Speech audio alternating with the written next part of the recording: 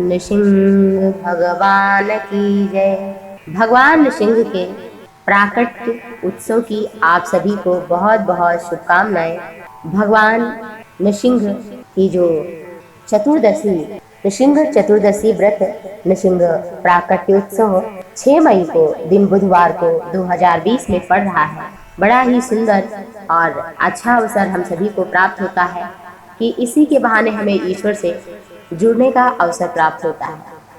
भारतीय सनातन संस्कृति में भगवान के अवतार के 24 अवतार बताए गए हैं। उनमें से एक है भगवान नृसिंह। इन्हें सर्वश्रेष्ठ माना जाता है। भगवान नृसिंह प्राचीन और पूर्ण रूप से माने जाते हैं देवता। भगवान नृसिंह के जयंती का बड़ा महत्व है। पौराणिक मान्यताओं के अनुसार नृसिंह जयंती के दिन व्रत रखने से भक्तों के सारे दुख दूर हो जाते हैं। इस दिन व्रत करने से चारों फलों की प्राप्ति होती है। भगवान नृसिंह हर घड़ी हर पल अपने भक्तों की रक्षा करते हैं, उनके शत्रुओं का विनाश करते हैं। नरसिंह जयंती के दिन भक्त लोगों को सूर्योदय से पूर्व उठकर स्नान इत्यादि करके स्वच्छ वस्त्र धारण करके श्रद्धा भक्ति भाव से नृसिंह भगवान के साथ में महालक्ष्मी की पूजा जो भी करता है उसे अवश्य ही सफलता मिलती है। देवी लक्ष्मी की कृपा भी मिल जाती है। व्रत करना चाहिए। व्रत ना कर पाए तो सात्विक भोजन करें और कम से कम भगवान नृसिंह की कथा श्रवण करें। भगवान नृसिंह धरती पर अवतार लिए थे। इसके पीछे एक प्राचीन कथा है। एक कश्यप नाम के राजा मुनि थे। कश्यप राज नाम के मुनि, उनकी पत्नी का नाम था दिति। कश्यप के 2 पुत्र हुए, हिरण्याक्ष और हिरण्यकशिपु। एक बार हिरण्याक्ष धरती को पाताल लोक में ले गया। तब भगवान श्री हरि ने 12 रूप धारण करके उसका वध किया और वापस शेषनाग की पीठ पर धरती को स्थापित किया। अपने भाई की मृत्यु के बाद हिरण्यकशिपु प्रतिशोध की ज्वाला में जलने लगा। उसने अपने भाई की मृत्यु का बदला लेने के लिए ब्रह्मा जी की तपस्या की और उसके इस दुस्तर तपस्या के कारण ब्रह्मा जी को प्रकट होना पड़ा।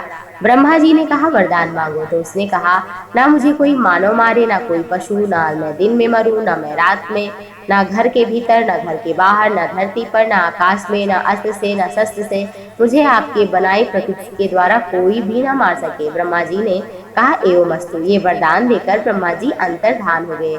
उसे लगने लगा मैं मर ही नहीं सकता। वो स्वयं को परमात्मा भगवान मानने लगा। इसके अत्याचार से तीनों लोग त्रस्त हो उठे। वह लोगों को तरह तरह की यातनाएं देता, कष्ट देता। हिरण्यकशिपु का पुत्र प्रहलाद भगवान विष्णु का परम भक्त था। उसने प्रहलाद को भगवान विष्णु की भक्ति करने के लिए रोकने का बड़ा प्रयास किया, लेकिन वो सब निष्फल रहा। यहाँ तक अपने पुत्र के ही प्राण लेने पर तुल गया। अपनी बहन होलिका से प्रहलाद को जलाने के लिए कहा, क्योंकि होलिका को वरदान मिला हुआ था कि उसे आग जला नहीं पाएगी यदि एक दुपट्टा वो लेकर ओढ़ करके बैठ जाएगी आग में तो। और वही किया, लेकिन फलस्वरूप इतनी तेज आंधी हवा तूफान आया भगवान की कृपा से कि उसका दुपट्टा उड़ा। होलिका तो जल करके भस्म हो गई, लेकिन प्रहलाद का एक बाल भी नहीं जल पाया।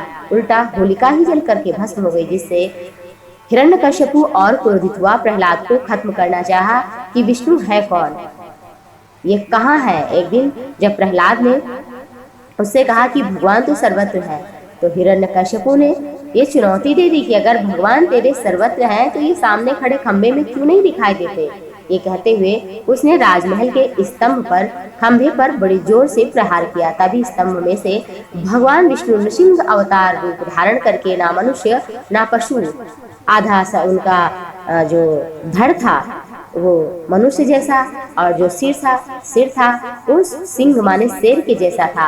हिरण्यकशिपु को उठा लिया और महल की दहलीज पर ले आए। भगवान नृसिंह ने अपनी जांघों पर लिटाकर उसे उसके सीने को नाखून से, ना अस्त्र से, ना शस्त्र से, ना दिन में, ना रात में, सायंकाल में, ना घर के बाहर, ना भीतर, ना आकाश में और ना धरती पर, ड्योढ़ी पर लेकर भगवान बैठे। अपने वज्र जैसे नाखूनों से हिरण्यकशिपु के स्वरूप को, पेड़ को फाड़ डाला, आंतें तक निकाल ली और गले में माला पहन लिया। हूं कर भगवान करने लगे और इस तरह से भगवान ने नृसिंह का रूप धारण करके हिरण्यकशिपु का वध किया।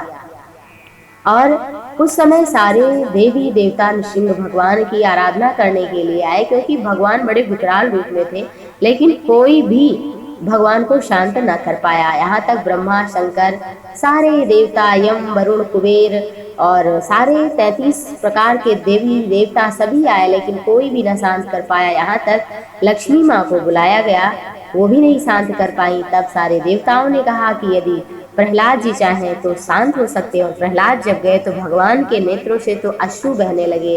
और भगवान से तो हर कोई क्षमा मांगता है, लेकिन आज पहली बार भगवान ही अपने भक्त से क्षमा मांग रहे थे कि हे प्रहलाद, मुझे आने में देर हुई, मेरे लाल मुझे क्षमा कर दो। भगवान ने अपनी गोद में बैठाया और भगवान ने कहा तुम मुझसे कुछ मांग लो। प्रहलाद ने कहा कि मुझे तो वो सुख मिला है जो ब्रह्मा, शंकर, लक्ष्मी को नहीं मिल पाया। भगवान ने कहा ऐसा कौन सा सुख है? प्रहलाद बोले कभी आपने क्या लक्ष्मी को गोद में बैठाया? भगवान बोले नहीं प्रहलाद। कहा ब्रह्मा को? बोले नहीं प्रहलाद। और शंकर को? आपके आत्मा है? भगवान बोले नहीं। जब प्रहलाद बोले जब पत्नी लक्ष्मी, आत्मा शिव और पुत्र ब्रह्मा को जो प्रेम नहीं दिया वो प्रेम अपने एक दास को दिया, दासानुदास को दिया, तो हे प्रभु आप तो बड़े ही कृपालु हैं, दयालु हैं, आपने वो प्रेम मुझे दिया। इस तरह से भगवान ने प्रहलाद से क्षमा मांगी और कहा कि मुझसे कोई वर मांगो। प्रहलाद ने कहा मुझे तो सब कुछ दिया, फिर भी कुछ मांगो ना प्रहलाद। तो प्रहलाद ने कहा प्रभु अगर आप देना ही चाहते हैं और मैं मांगू तो एक तो बनिया हो जाऊंगा, लेकिन अगर आप मुझे देना ही चाहते हैं तो बस यही दीजिए कि मेरे मन में कभी कुछ मांगने की इच्छा ही ना हो, क्योंकि मांगने वाला तो व्यापारी होता है, लेन देन का सौदागर हो जाता है। तो हे नाथ मुझे अपना दासानुदास ही समझिए। भगवान ने कहा नहीं प्रहलाद तुम कोई वर तो मांगो ही। तो प्रहलाद ने कहा हमारे पिता ने आपको बड़े अपशब्द, बड़े गालियां और बहुत अपशब्द कहे, हे नाथ उसके अपराध को क्षमा कर दीजिए। भगवान ने कहा कि तुम्हारे जैसा पुत्र जिसके घर में, जिसके कुल में कोई एक ऐसा हो जाए तो उसकी तो 21 पीढ़ियां तर जाती हैं, फिर तुम्हारे पिता की क्या चिंता? वो तो मेरी गोद में मेरे स्वरूप को देखते हुए अपने अंत समय में मेरा स्वरूप देख करके इस संसार का त्याग किया है, मेरे हाथों के द्वारा उसका वध हुआ है। ऐसा वध मैंने किसी दैत्य का नहीं किया जैसे तुम्हारे पिता का किया। अपनी गोद में लेकर के अति प्रसन्न हुए प्रहलाद जी भगवान के चरणों में नतमस्तक हुए। और जब से प्रहलाद जी ने नृसिंह भगवान को खंभे में प्रकट किया तभी से मूर्ति की पूजा होने लगी। और काढ़ कृपान कहूँ पितु काल कराल बिलो की न भागे, राम कहाँ सब ठाऊं है खंभ में हाँ सुनी हाँकन के हरि जागे, वैर विदारी भय विकराल कहे प्रहलाद के अनुरागे, प्रीति प्रतीति भई तुलसी तब ते सब पाहन पूजन लागे।